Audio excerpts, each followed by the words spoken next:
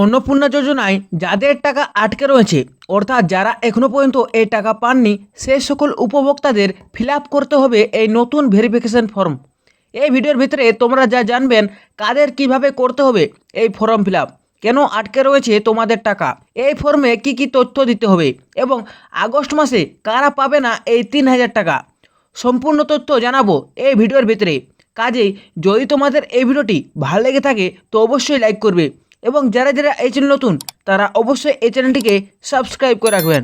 নতুন নিয়ম অনুযায়ী রাজ্যের 25 থেকে 60 বছর বয়সী যোগ্য মহিলারা প্রতি মাসে 3,000 টাকা করে আর্থিক সহায়তা পাচ্ছেন।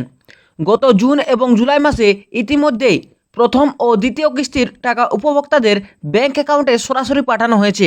তবে রাজ্যের বহু মহিলা এখনও অভিযোগ করছেন যে তাদের অ্যাকাউন্টে অন্নপূর্ণা প্রকল্পের টাকা এসে পৌঁছায়নি। এই সমস্যা সমাধানে এবং উপভোক্তাদের দুশ্চিন্তা দূর করতে রাজ্য সরকার সম্প্রতি একটি সম্পূর্ণ নতুন ফর্ম প্রকাশ করেছে।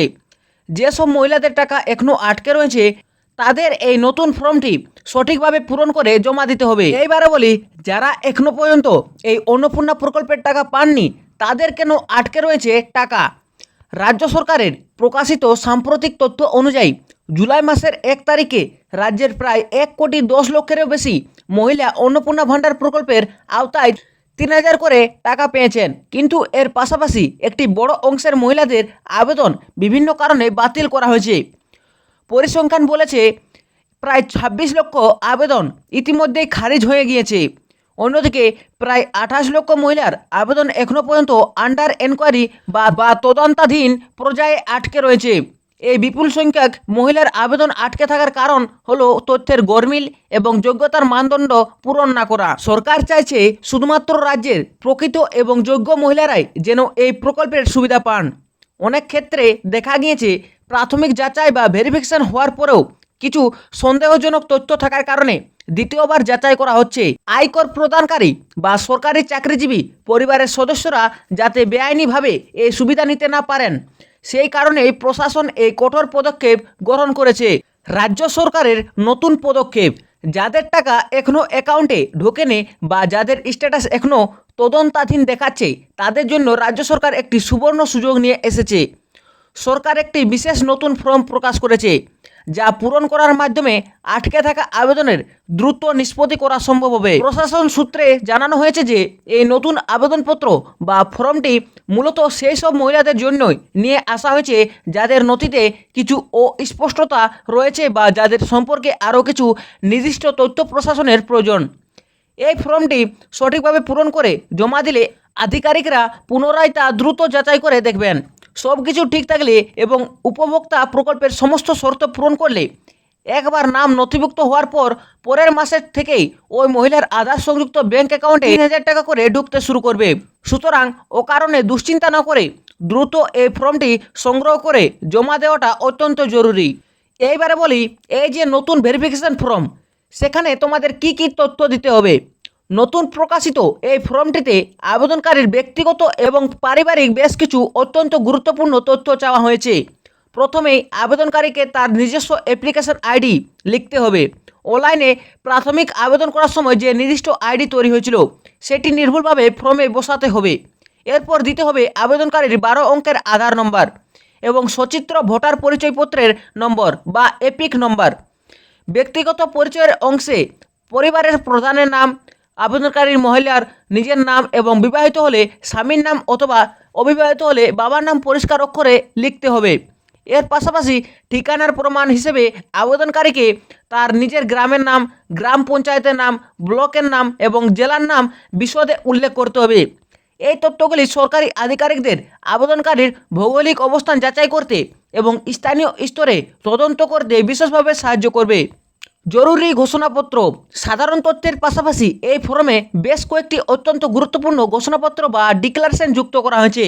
আবেদনকারীকে সঠিক বক্সে টিক দিয়ে জানাতে হবে যে তিনি অবৈধ অধিবাসী কিনা। এছাড়া তার পরিবারের কোনো সদস্য স্থায়ী সরকারি চাকরি করেন কিনা সেটাও স্পষ্টভাবে জানাতে হবে। আবেদনকারীর মহিলা নিজে আশাকর্মী অথবা প্যারা টিচার হিসেবে নিযুক্ত রয়েছেন কিনা সেই সংক্রান্ত তথ্যও চাওয়া হয়েছে। আর্থিক যোগ্যতার প্রমাণ হিসেবে তাকে জানাতে হবে যে তিনি ব্যক্তিগত আয়কর প্রদান করেন কিনা। অথবা তিনি কোনো সরকারি পেনশনভোগী কিনা। সর্বশেষে আবেদনকারীকে একটি নির্দিষ্ট স্থানে সম্মতি জানাতে হবে যে তিনি পশ্চিমবঙ্গের একজন স্থায়ী বাসিন্দা বা পার্মানেন্ট রেসিডেন্ট। এই সমস্ত ঘোষণাপত্রগুলি প্রকল্পের স্বচ্ছতা বজায় রাখার জন্য এবং যোগ্য প্রার্থীদের চিহ্নিত করার জন্য অত্যন্ত প্রাসঙ্গিক। কিভাবে এবং কোথায় জমা দিবেন এই ফর্মের সমস্ত তথ্য অত্যন্ত সতর্কতার সঙ্গে এবং নির্ভুলভাবে পূরণ করার পর ফর্মের একেবারে নিচের অংশে অন্যান্য কোনো প্রাসঙ্গিক কারণ থাকলে তা সংক্ষেপে লিখে দিতে হবে। এরপর ফর্মের নির্দিষ্ট জায়গায় আবেদনকারীকে জমার স্থান এবং তারিখ উল্লেখ করতে হবে। ফর্মের ডান দিকের নিচে অংশে আবেদনকারীকে নিজের স্বাক্ষর করতে হবে। স্বাক্ষর করার পর নিচে নিজের সম্পূর্ণ নাম এবং যদি কোনো পদে আসীন থাকেন তবে সেই পদের নাম উল্লেখ করতে হবে। সম্পূর্ণ ফর্মটি প্রস্তুত হয়ে গেলে সেটি আবেদনকারীর নিজস্ব স্থানীয় পৌরসভা বা মিউনিসিপ্যালিটি, গ্রামীণ এলাকার ক্ষেত্রে ব্লক বা ব্লক অফিস অথবা বিডিও অফিস গিয়ে সশরীরে জমা দিয়ে আসতে হবে। স্থানীয় আধিকারিকরা এই ফর্মটি গ্রহণ করার পর দ্রুত সেটি খতিয়ে দেখবেন এবং প্রয়োজনীয় পদক্ষেপ গ্রহণ করবেন। এইবারে বলি, আগস্ট মাসে কারা পাবেন এই 3,000 টাকা। জুলাই মাসে 1 কোটিরও বেশি মহিলার ব্যাংক অ্যাকাউন্টে দ্বিতীয় কিস্তির টাকা পাঠানো হয়েছে। তবে যাচাইয়ের পর প্রায় 26 লক্ষ আবেদন বাতিল করা হয়েছে।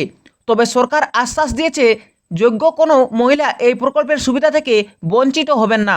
যারা প্রকল্পের সমস্ত যোগ্যতার শর্ত পূরণ করবেন তাদের ব্যাংক অ্যাকাউন্টে সরাসরি তৃতীয়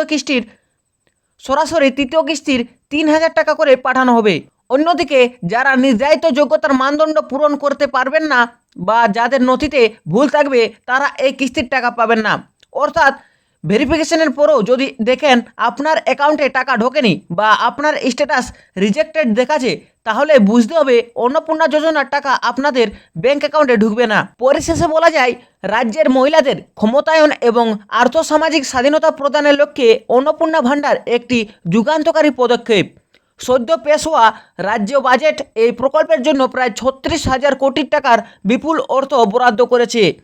যে সমস্ত যোগ্য মহিলারা এখনও এই প্রকল্পের সুবিধা থেকে বঞ্চিত রয়েছেন তাদের হতাশ হওয়ার কোনো কারণ নেই। রাজ্য সরকারের নিয়ে আসা এই নতুন ফর্মটি তাদের কাছে এক নতুন আশার আলো। সামান্য কিছু সরকারি পদ্ধতি এবং সঠিক নথিপত্র জমা দেওয়ার মধ্যেই এই সমস্যার সমাধান করা সম্ভব। তাই যাদের স্ট্যাটাস এখনও আটকে রয়েছে তারা যেন আর কালক্ষেপ না করে অবিলম্বে নতুন ফর্মটি সংগ্রহ করেন এবং তা সঠিকভাবে পূরণ করে সংশ্লিষ্ট দপ্তরে জমা দেন। প্রশাসন তৎপরতার সঙ্গে কাজ করছে যাতে প্রতিটি যোগ্য মহিলার কাছে তাদের প্রাপ্য আর্থিক সাহায্য খুব দ্রুত পৌঁছে যায়। তো এই ছিল রাজ্য সরকারের তরফ থেকে অন্নপূর্ণা ভাণ্ডারের সমস্ত রকম অফিসিয়াল আপডেট। তো অবশ্যই তোমরা জেনে গেছো যে এই নতুন ভেরিফিকেশন ফর্মটি তোমরা কিভাবে ফিল আপ করবেন, কোথায় জমা দিবেন, তোমাদের এই ফর্মে কী কী তথ্য দিতে হবে এবং আগস্ট মাসে কারা পাবে এই 3,000 টাকা। তো যদি তোমাদের এই ভিডিওটি ভালো লেগে থাকে তো অবশ্যই লাইক করবে এবং যারা যারা এই চ্যানেলটিকে এখনও পর্যন্ত সাবস্ক্রাইব করোনি তারা অবশ্যই এই চ্যানেলটিকে সাবস্ক্রাইব করে রাখবেন।